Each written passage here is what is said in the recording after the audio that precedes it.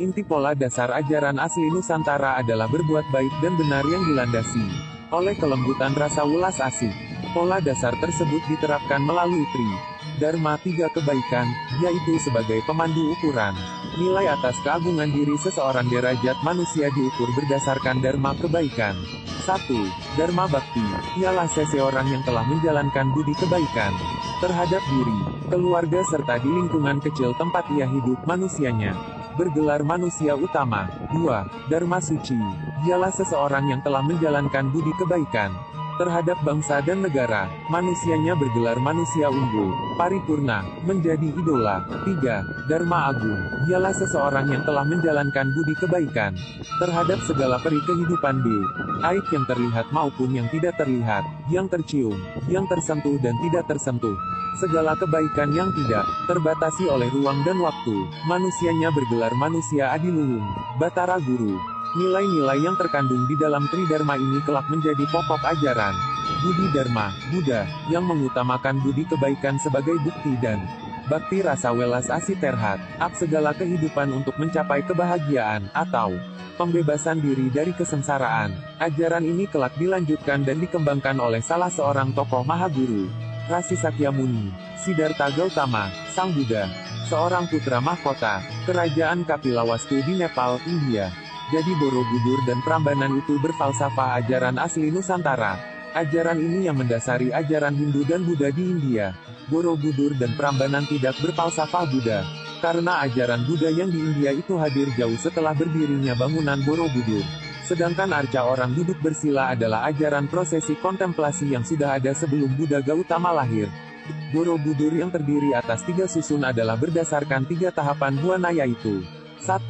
Buana Nyungcung, tempat bersemayam Sang Hyang Kersa, bagian letaknya paling atas candi. 2. Buana Panca Tengah, tempat berdiam manusia dan makhluk lainnya bagian tengah candi. 3. Buana Larang, neraka, letaknya paling bawah, dasar candi. Sekali lagi ditegaskan bahwa candi di Jawa adalah ajaran asli Nusantara, bukan yang berasal dari India. Tapi candi-candi yang ada di tanah Jawa adalah candi yang dibuat oleh nenek moyang kita sendiri. Peradaban tinggi yang luhur, peradaban asli Nusantara.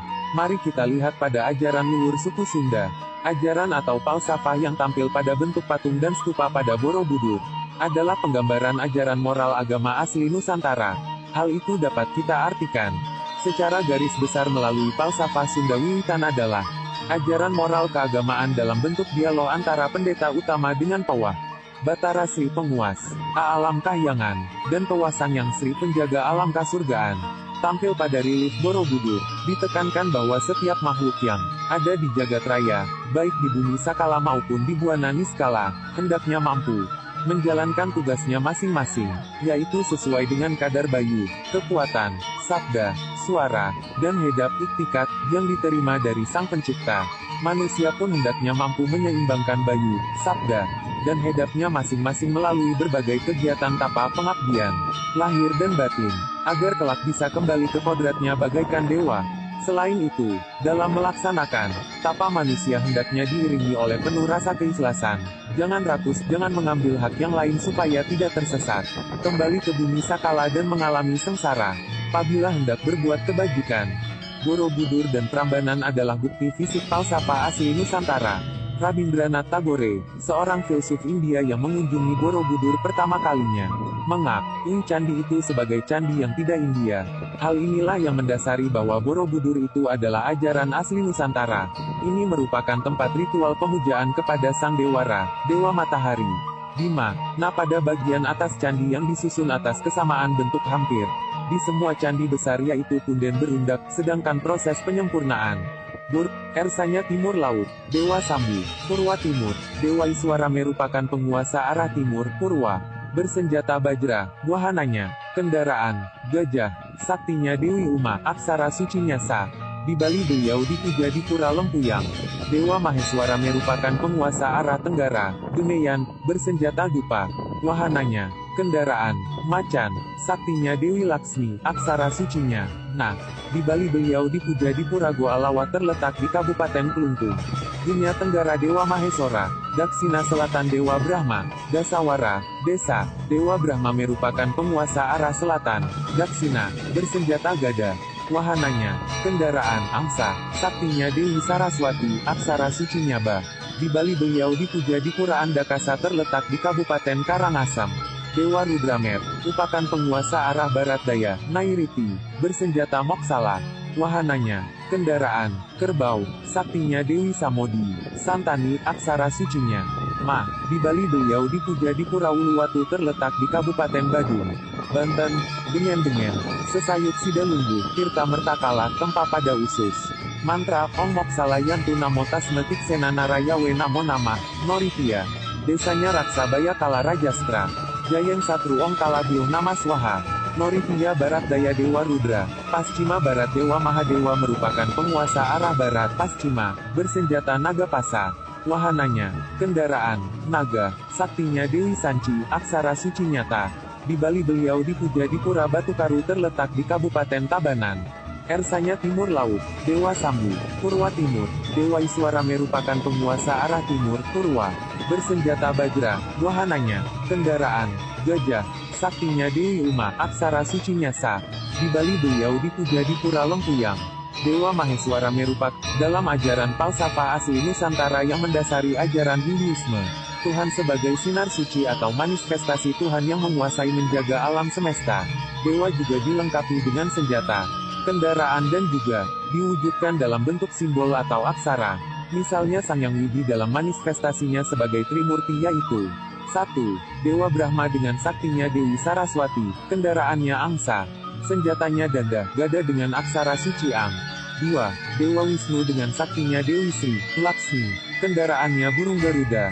Borobudur dan Prambanan adalah bukti fisik falsafah asli Nusantara. Rabindranath Tagore, seorang filsuf India yang mengunjungi Borobudur pertama kalinya, mengakui candi itu sebagai candi yang tidak India. Hal inilah yang mendasari bahwa Borobudur itu adalah ajaran asli Nusantara.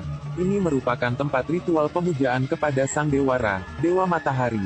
Bima. Nah, pada bagian atas candi yang disusun atas kesamaan bentuk hampir di semua candi besar yaitu punden berundak, sedangkan Borobudur yang terdiri atas 3 susun adalah berdasarkan 3 tahapan buana yaitu 1.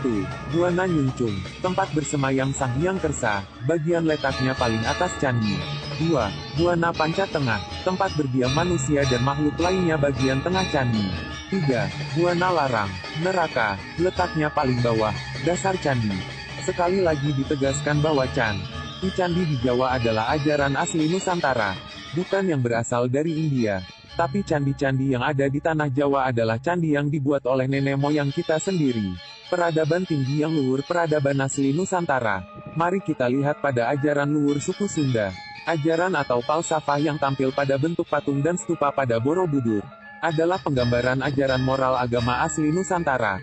Hal itu dapat kita artikan secara garis besar melalui falsafah Sunda Wiwitan adalah ajaran moral keagamaan dalam bentuk dialog antara pendeta utama dengan pewah Batara Sri Penguas, alam kahyangan, dan pewasan yang Sri penjaga alam kasurgaan. Tampil pada relief Borobudur, ditekankan bahwa setiap makhluk yang ada di jagat raya, baik di bumi sakala maupun di buana niskala, hendaknya mampu menjalankan tugasnya masing-masing, yaitu sesuai dengan kadar bayu, kekuatan, sabda, suara, dan hedap iktikat yang diterima dari Sang Pencipta. Manusia pun hendaknya mampu menyeimbangkan bayu, sabda, dan hedapnya masing-masing melalui berbagai kegiatan tapa pengabdian, lahir dan batin, agar kelak bisa kembali ke kodratnya bagaikan dewa. Selain itu, dalam melaksanakan tapa manusia hendaknya diiringi oleh penuh rasa keikhlasan. Jangan rakus, jangan mengambil hak yang lain supaya tidak tersesat kembali ke bumi sakala dan mengalami sengsara. Apabila dalam ajaran falsafah asli Nusantara yang mendasari ajaran Hinduisme, Tuhan sebagai sinar suci atau manifestasi Tuhan yang menguasai menjaga alam semesta. Dewa juga dilengkapi dengan senjata, kendaraan dan juga diwujudkan dalam bentuk simbol atau aksara. Misalnya Sang Yang Widi dalam manifestasinya sebagai Trimurti yaitu 1. Dewa Brahma dengan saktinya Dewi Saraswati, kendaraannya angsa, senjatanya danda, gada dengan aksara suci.